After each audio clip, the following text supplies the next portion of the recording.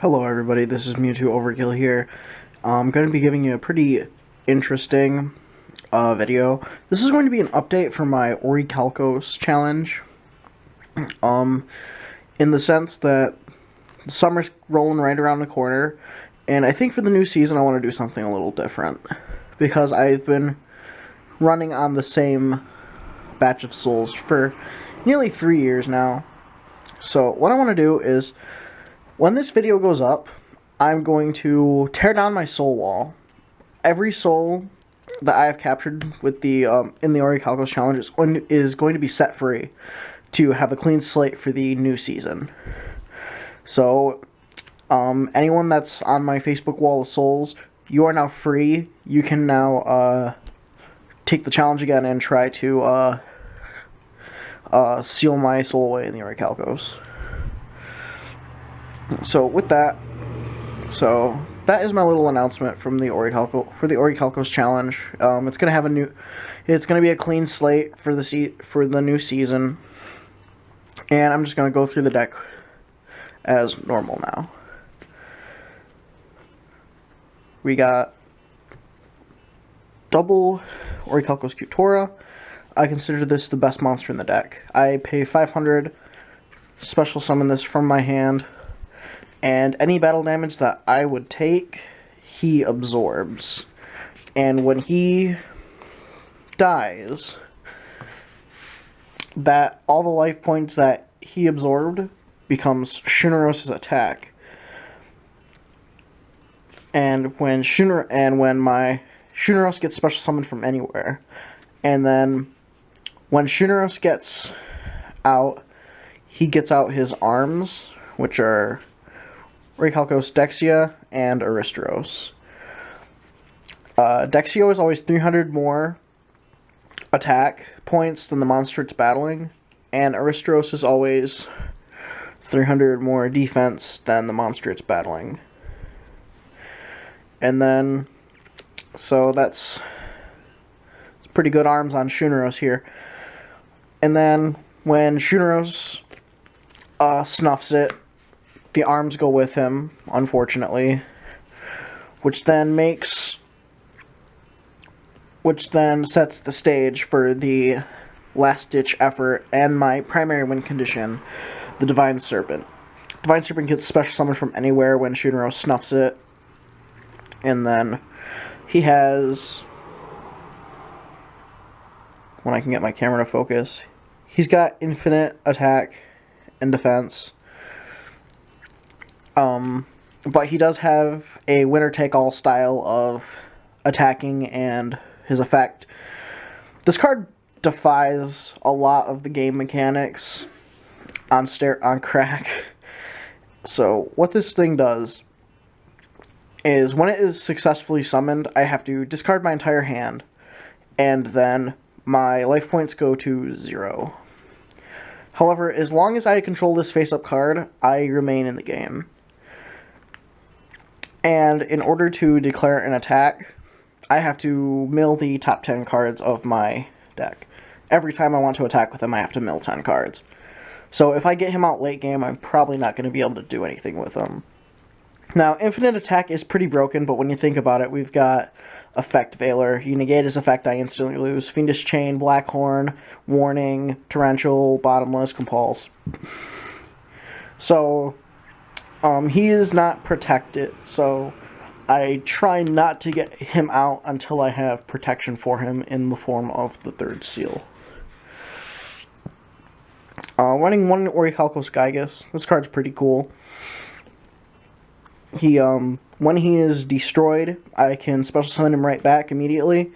He gets 500 attack more every time he is special summoned by this effect. And if I use his effect on my opponent's turn, I cannot conduct my next draw phase. So Gygus is pretty useful. I'm running band stuff in here. This is an older build. I'm probably going to be changing this as I get more new cards, and kind of making the challenge is going to evolve as it goes on again. But I reverted it back to kind of an older build. So we've got Sanguine and Witch, which between them can search nearly everything in the deck. Then we've got the Orichalcos Rescue Rabbit. It's basically it's the same exact effect as Rescue Rabbit, except it has one more effect where it's always treated as having Orichalcos in its name wherever it is, which is useful for other cards in the deck. And then my vanillas are 3 Orichalcos soldiers. Just a generic 4-star 2K beater. And it's pretty cool when I have Seal out, because I can just summon this as a 25 attacker, and I can collide into things like Stardust, which seems pretty good. And then next up we've got the Mirror Knight Calling card. This is my ritual card. It can only be summoned with the ritual spell Orichalcos Mirror. When it is ritual summoned, I get 4 tokens. And these tokens, they each come in with 1 shield counter. The tokens, they copy the attack of whatever they are battling if they have a counter. And if a token would be destroyed, its counter gets removed instead. And then Mirror Knight Calling's last effect is once per turn, I can put a counter on a Mirror Knight token that has lost its counter. And each Mirror Knight can only have 1 counter at any given time. So that is all the monsters. So now we've got the whole point of this deck, the Seal of Orichalcos. This is a custom Orca. I'm aware that Shuneros and this have TCG legal versions, but for the purpose of this challenge deck, you really need to run with the anime effects. It basically has all the effects from the anime. In addition, it's also a spell speed 4 hand trap that negates and destroys anything. So that's pretty cool. Then we have the second layer, Orichalcos Deuteros. You just overlay it over that like that. And I just have this here to say gain the effects of this, and just so that I can play Tritos. This thing has all the effects from the anime. I get 500 life points during each of my standby phases for each monster I control. And then Tritos, which is the main goal, because when I have this out, my monsters then become immune to your spells and traps. So when I have Serpent and my Mirror Knights out, I can make some pretty cool things happen. Double terraforming to grab the Orichalcos cards out of my deck. And then we have double Chosen Destiny. This is a custom support card that was created. I'm not sure who exactly made it, but I got it custom made as a foil Orca. And this card's pretty cool because it can bypass the destruction conditions of the seal. And I have to pay 1,000 life points to activate this, and then I can either add 1 Orichalcos card from my deck to my hand, or I can destroy any Orichalcos card on the field, ignoring any effects that would prevent it from being destroyed. So if I'm about to lose a soul, I can drop this and blow up the seal to save my hide. And then 1 Orichalcos Eye. This is basically a continuous version of Chosen Destiny. It's once per turn, I can just pay 1,000 to grab an Orichalcos card. And then for drawing, we've got the 2 best draw cards in the game, Pot of Greed, Graceful Charity. Like I said, I'm running banned stuff in here to help level out the consistency issues. Then we've got Card of Demise, pretty good card. I draw until I have 5 in my hand. Then on the 5th standby phase, after I activated this, I have to discard my entire hand to the graveyard. So this card can be helpful, and it can also be really bad in certain situations.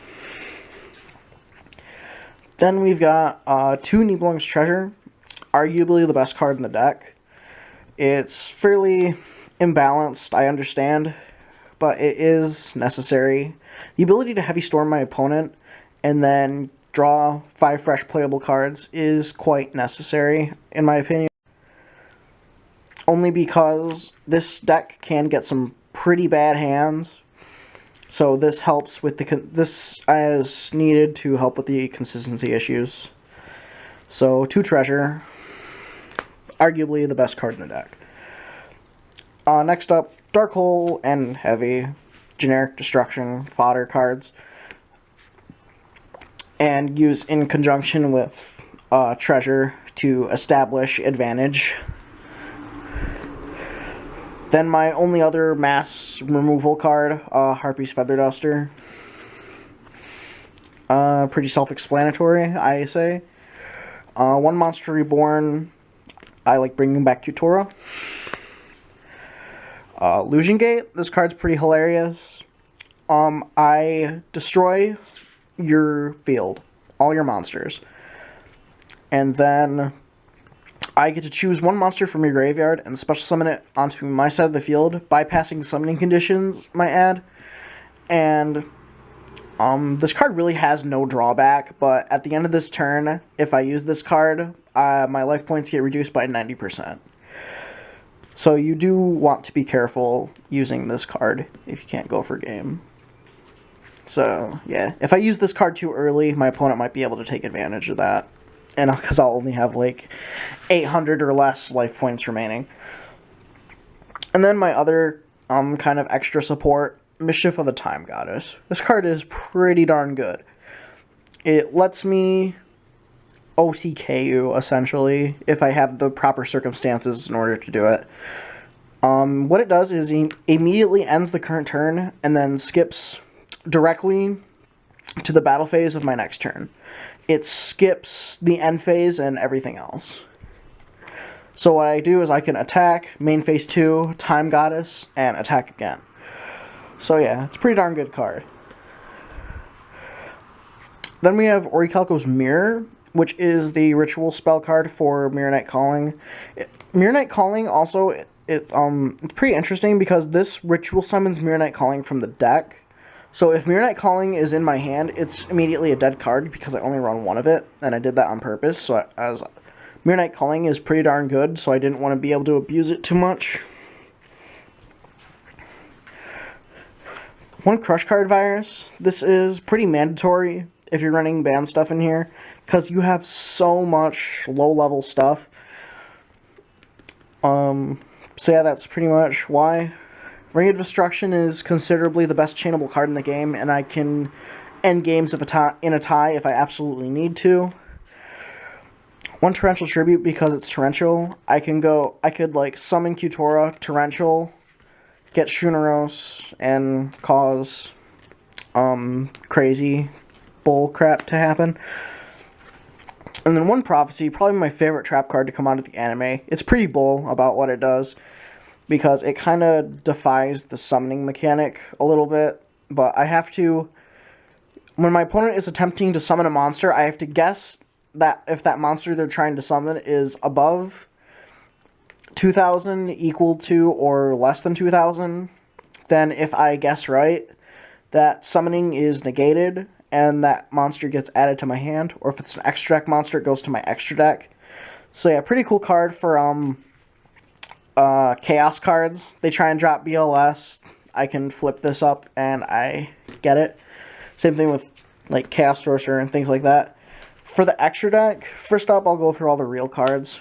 We've got Pearl, 2 Wind Up Zen Mines, Leviair, Giga Brilliant, Leviathan Dragon. I don't make rank 3s that often. They're just really in here for filler.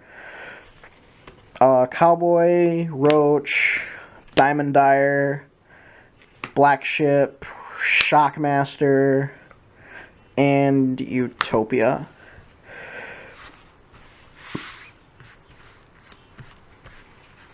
And then the last 3 are the Orichalcos Dragon. This is kind of another boss monster that I get out with the Orichalcos Soldier. It requires 2 level 4 Orichalcos monsters, and then once per turn, I can detach 1 to grab an Orichalcos card from my deck. So yeah, pretty cool card. I'd like to thank O'Malley 1990 for designing this. It's a pretty darn cool card. So that's the update on the Orichalcos challenge. Like I said, the soul wall is now clean. So if you have been captured, you are now free. You can challenge the deck if you want to try and stop me. Keep in mind that the challenge deck is always evolving, so this profile might not be consistent in the future. I'll update it. I'll update the deck periodically so you know what to expect. But the rules for the challenge are advanced format only for you. You have to play advanced format. I allow certain exceptions, like if you're playing a character deck that uses banned cards, I'll allow that because then we can have like the whole Darts versus Yugi showdown. And then also no Burnstall and no Exodia because nobody likes playing against those decks, to be honest. So yes, this was the Orichalcos challenge update. And tell me what you think about it in that comments down below. Hit that subscribe button if you want to see more. And Mewtwo Overkill out. Have a nice day.